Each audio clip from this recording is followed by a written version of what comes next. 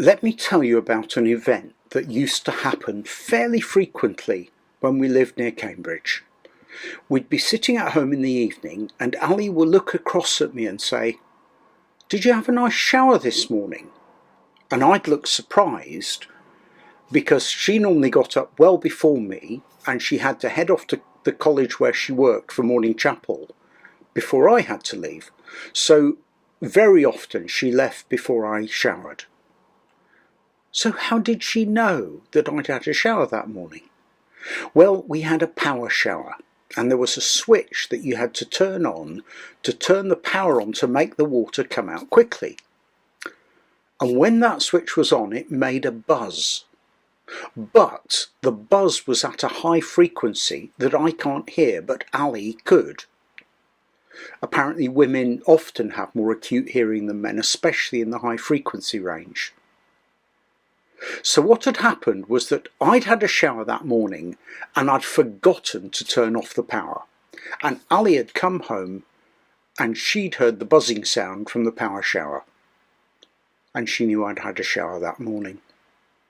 Isn't it easy to live forgetfully as Christians? Just as I would forget to turn that shower off.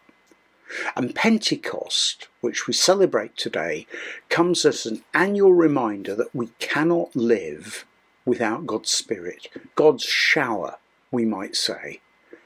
God's Spirit flooding our lives individually and as a church. And as we look at the story of Pentecost in Acts chapter 2, let's focus on what goes on when the Spirit comes on the early believers. If you've got a Bible handy, do turn to Acts chapter 2. And as we do so, we'll also look for how we can engage with the Holy Spirit today. The first thing to notice is that when the Spirit comes, it's God who's in charge. In verse 2, Luke says that these things happened suddenly. That's when things happen. Even though Jesus promised the Spirit to them in Acts 1, 4 and 5, he says, "Wait for the gift my Father promised, which you've heard me speak about. For John baptized with water, but in a few days you'll be baptized with the Holy Spirit." Even though Jesus has promised, it's suddenly. Even though the church is praying, it's suddenly. In Acts 1:14, they all joined together constantly in prayer, along with the women and Mary, the mother of Jesus, and with his brothers. They've been asking God for the Spirit. They've been asking God to fulfill the promise that Jesus and the Father have made to them. And yet it's suddenly. It's suddenly because it's entirely God's decision when this happens. We cannot persuade God to act by what we do. We simply rely on the promise of Jesus and the Father that they will send the Spirit. Now look at the markers of divine activity in the event. In verse 2, the sound comes from heaven. Jesus, we know, is now in heaven. In Acts 1, 10 and 11, he ascends back to his Father and sits at the Father's right hand, reigning the universe. And think back to Jesus' own experience of the Spirit coming on him in Luke 3, 21 and 22, when at his baptism he has this vision of the heavens opened and the Spirit descending on him like a dove. The sound coming from heaven says that Jesus, who now is in heaven, is sending the Spirit. And then in verse 3 there's the fire. These tongues of fire. Tongues like fire, Luke says. Where have we seen fire in the Bible before? Well, two places are worth noticing. One is Mount Sinai in Exodus 19:18. When God gives the law to Moses, there is fire on top of the mountain. That fire marks the presence of God. God is there, and God meets with Moses at the top of the mountain and gives him the law. And then recall John the Baptizer's promise in Luke 3:16. that the one who comes after him, who's greater than him, and he means Jesus, of course, will baptize with the Holy Spirit and fire.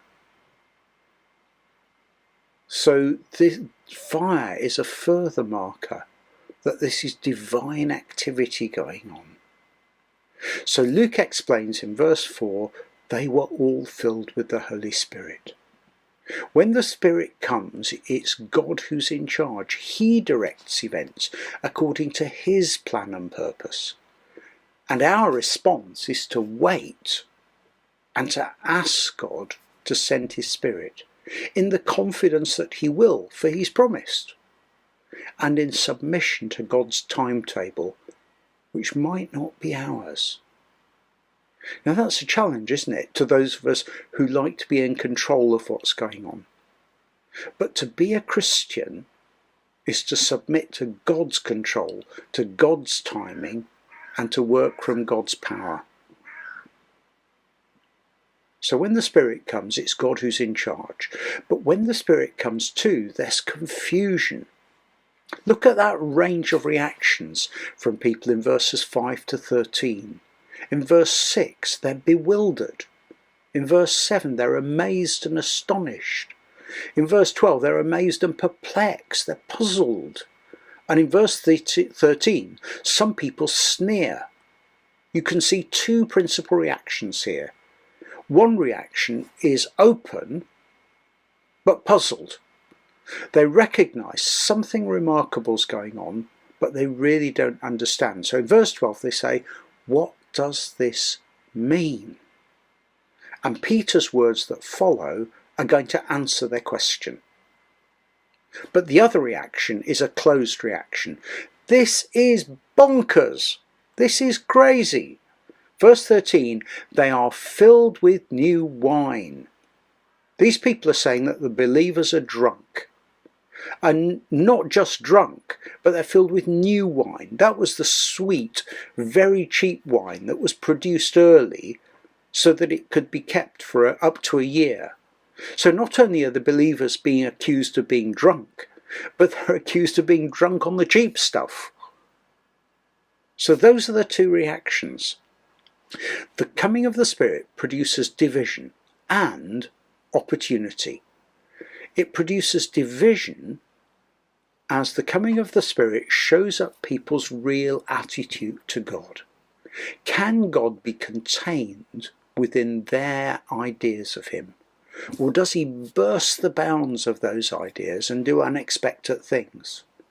I wonder if that's our danger, particularly as Anglicans, to think that we've got God in a box. So we know what he does and we know what he doesn't do. And we're very resistant to the idea that God might act in ways we haven't seen before. And as Anglicans, we love our tradition. We love the way we've done things in the past. But we need to be open to God doing something different. That's the opportunity, because the opportunity is that the door is now open for people to testify about Jesus, to give witness to Jesus. And it's a door Peter walks through in verses 14 to 36. When God does something unusual, it's always for others' benefit. It's to help people move towards faith. So when the Spirit comes, there's confusion. But that means when the Spirit comes, mission happens.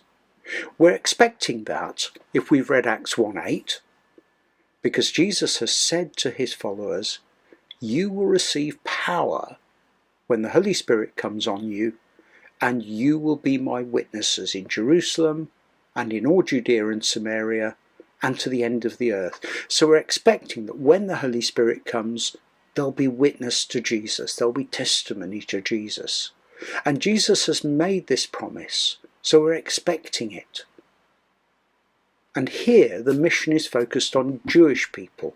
Notice in verse 5 that the crowd are Jewish. They're Jewish people from all the countries under heaven.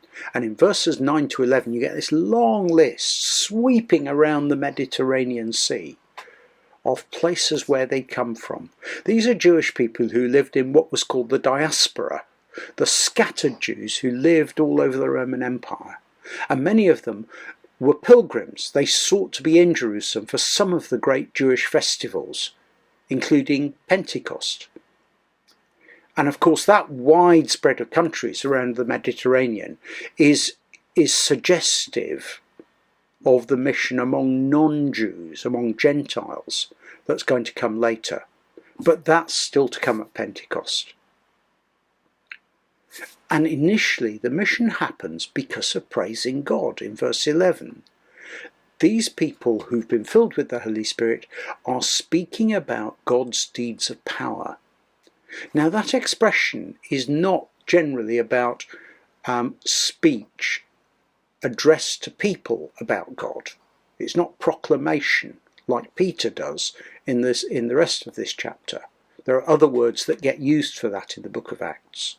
It's likely to be people praising God for what God has done in Jesus, in acting in him, in his death and resurrection. Now, for some people, encountering Christians engaging in praise of God is going to be a converting thing because they recognise something remarkable is going on. And notice how Peter then goes to Joel's prophecy, this prophecy from the Old Testament that he quotes in verses 17 to 21. In verse 18, he adds in the phrase, and they will prophesy, not in the original. Prophecy is speaking for God to others, and he's interpreting what's going on as being prophetic speech. The believing community is now to be God's mouthpiece. Notice in verse 17 it includes young and old alike. In verse 18 it includes women and men alike. They're all now to be God's mouthpiece, speaking for God to his world. And the outcome of all of this is remarkable.